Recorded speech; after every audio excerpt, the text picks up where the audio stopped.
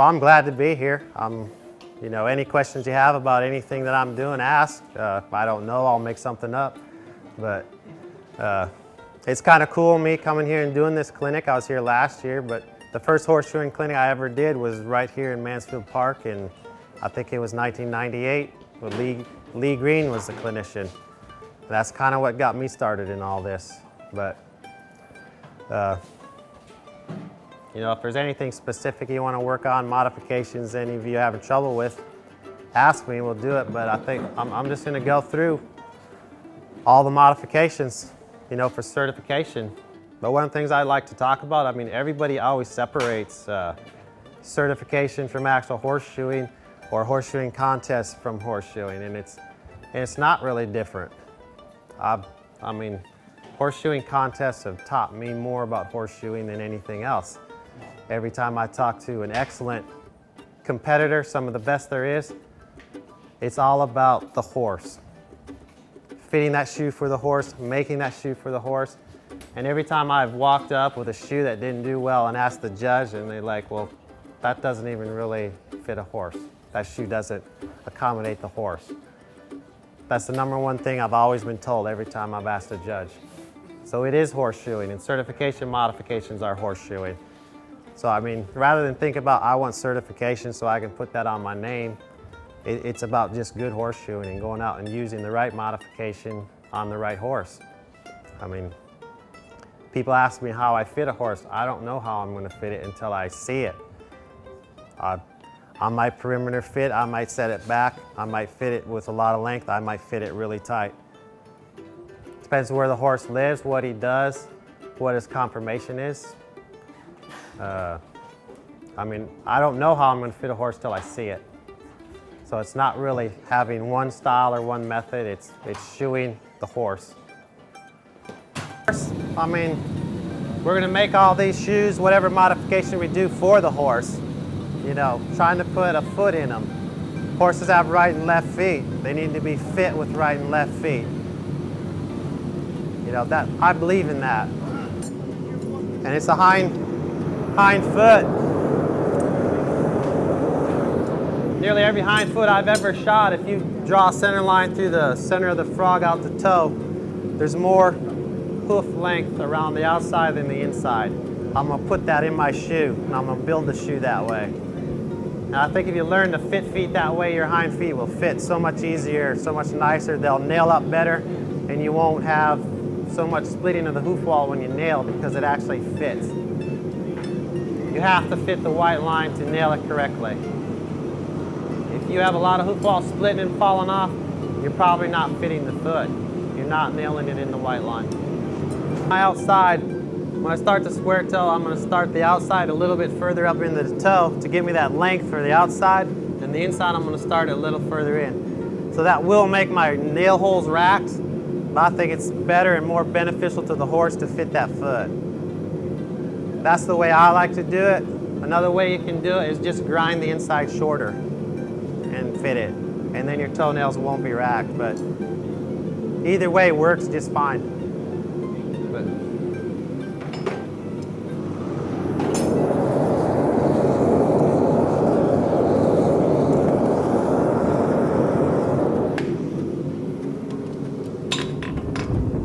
So I'm going to find that point where I want that square toe to start.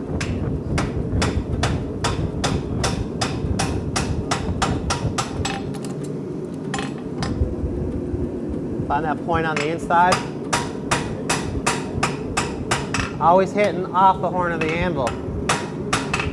Never pinching a direct hit into the anvil horn.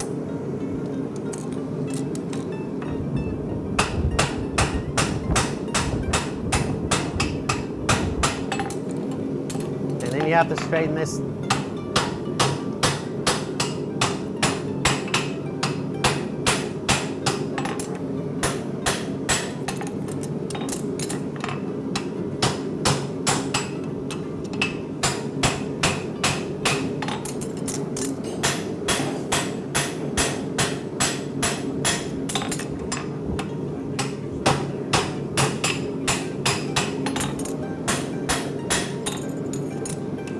So you're always off the horn.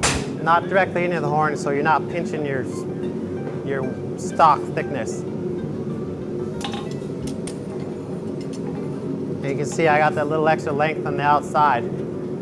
This shoe I'm going to do the roll toe. And when you roll the toe, it tightens your shoe up. So I'm going to have it wider than I'd normally want it for the foot. Same thing, I'm going to fit it for the outside.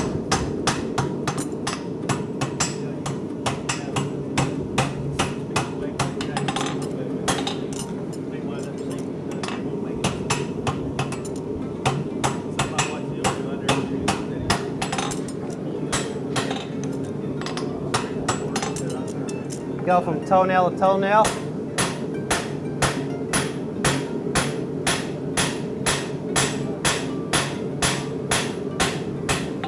You're watching the line of the rocker with the line of the inside of your web, making it uniform around that toe.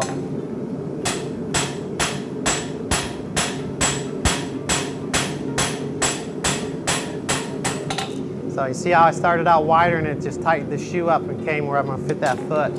I think that shoe needs a little more quarter for the foot.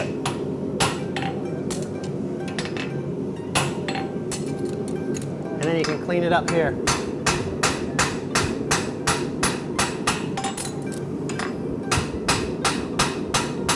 You always work on the top of the horn. Bring that steel to you. Always work the top of the horn. Your left hand has to keep the steel where you can work it. You got to be dropping this hand. Get your body over square with the horn, whether you're doing quarters, whatever you're doing.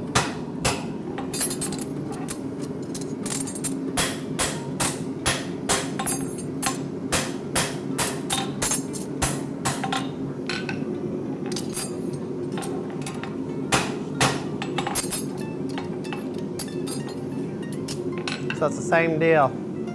I'll pull that outside lateral branch, a little more length to go around that foot, cover that outside. I'm just going to shape this one up just a little bit.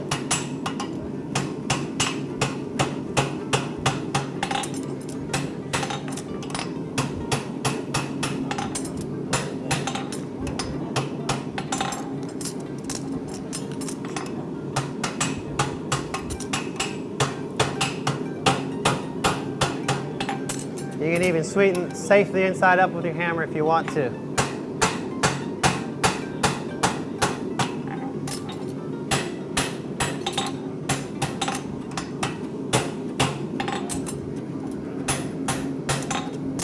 Yeah, you keep it perpendicular to the horn, but turn the hammer. If you turn the shoe, it'll distort the inside of your web. Always keep the inside of the web square with the anvil horn so you don't distort it, unless you have a reason to do it.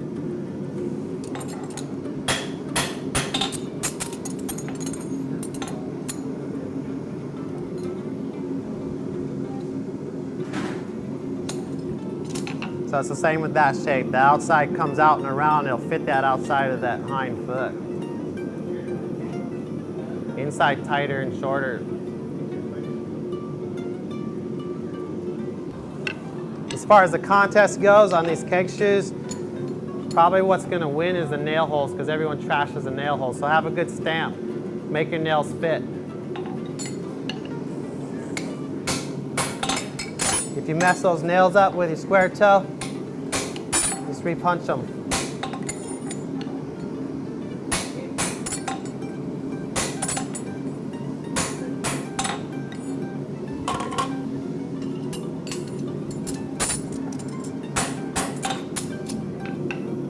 So I'm going to pull me a quarter side clip on this shoe.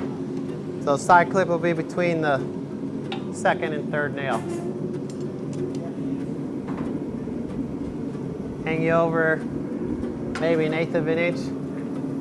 Look directly in the center of those two nail holes. And start with the hammer a little bit straighter up, and as you pull the bubble,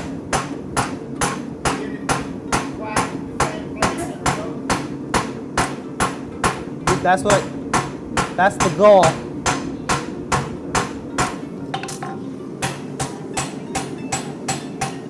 Another thing you're looking for is that those two nails are square with the anvil edge, so you don't have one side thinner than the other. If that happens, the clip's going to want to go one way or the other because you have more material. So you want that bubble the same thickness. You know, I've had the chance or the opportunity to do a lot of clinics this year on the team and last year, and that's probably one of the #1 mistakes everyone makes is when they come out of the forge, it's not hot where they need to work. So I'm going to pull me an extended heel on this one. Let me get you right here and get with the rounding hammer.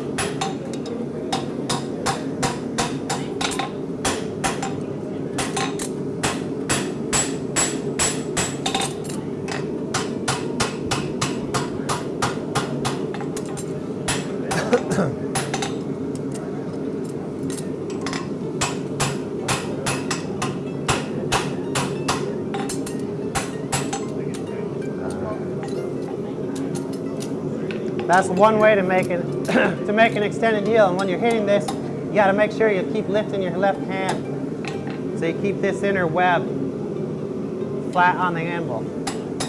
You're actually changing the shoe, not where the trailer is. And the hammer's just keeping that trailer in line with the anvil. You get a round side of your hammer? Yeah, so then you don't make a big nasty mark there. You was going to sweep that inside the branch though. Would you do that while you're doing that or before you do the extended heel? It depends how much work you can get done in one heat. I mean, if you can make a nice extended heel at the same time, go ahead. But if you can't, I would take 2 heats. You know, yeah.